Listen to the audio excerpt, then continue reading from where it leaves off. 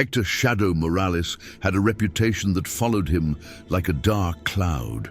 A feared gangster from the streets of Los Angeles, Hector had built an empire with blood and fire. But it all crumbled when he was accused and convicted of the gruesome murder of his wife, Maria, and his 10-year-old son, Julian. Despite his protests of innocence, the evidence was insurmountable, and Hector was sentenced to life in Ironclad Penitentiary, a fortress for the worst criminals society could muster. Upon entering prison, Hector was assigned to share a cell with Benny Smiles Rodriguez, a small-time con artist who was in for armed robbery. Benny, a wiry man with a perpetual grin, was the polar opposite of Hector. Where Hector was brooding and intense, Benny was lively and optimistic, often cracking jokes to lighten the oppressive atmosphere of the prison. At first, Hector dismissed Benny as a nuisance, but over time, Benny's relentless charm wore him down. Over the months, the two formed a deep friendship.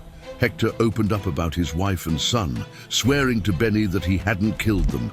Benny believed him and promised to help Hector find a way out, not just of prison, but out of the shadows of guilt and pain. One evening, Benny whispered a wild idea to Hector. "Shadow, I've been watching the guards, the routines, the blind spots. There's a way out of here. It's crazy, but it just might work."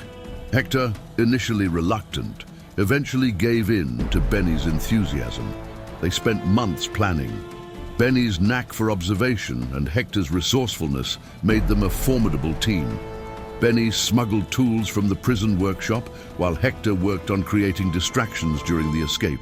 Their plan hinged on the prison's underground laundry tunnels.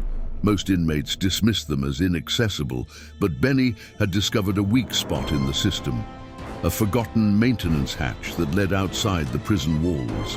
One stormy night, the plan was put into action. The rain masked their movements, and the guards were preoccupied with a fight that Hector had staged earlier in the day. The two slipped into the laundry tunnels, crawling through filth and sewage. Benny's cheerful commentary kept Hector going as they navigated the narrow, suffocating passages. After hours of crawling, they emerged in a dense forest beyond the prison. They hugged each other, laughing like madmen under the pouring rain. Benny handed Hector a small piece of paper with an address scribbled on it. "If we get separated, meet me here. It's safe," Benny said. They parted ways to avoid detection. Hector waited at the meeting spot for days, but Benny never showed up. Instead, news broke that Benny had been spotted in another state, robbing a bank and vanishing with millions. The authorities, furious at the prison break, zeroed in on Hector, believing he knew where Benny was hiding. Hector was recaptured after weeks on the run. Back in Ironclad, he was placed in solitary confinement and interrogated relentlessly about Benny's whereabouts. Hector refused to speak, not because he knew where Benny was, but because he couldn't bring himself to betray the one friend who had stood by him. Months later, a letter arrived for Hector, smuggled in by a sympathetic guard.